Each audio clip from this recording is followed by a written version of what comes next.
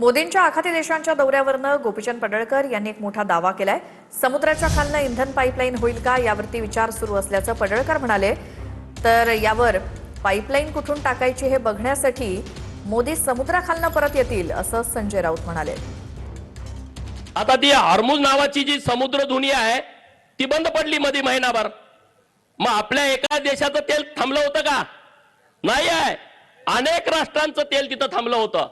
आता जे माननीय मोदी साहेब गेलेले आहेत तिथून समुद्राच्या खालून पाईपलाईन करून भारताचा कायमचा प्रश्न मिटवता येतोय का याच्यावरती विचार सुरू आहे।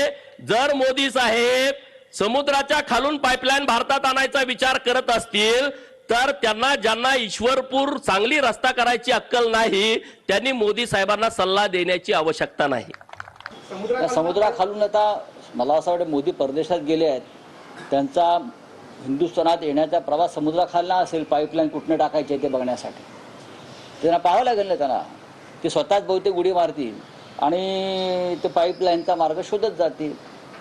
पाईपलाईन हा काय 2 दिवसाचा विषय आहे का?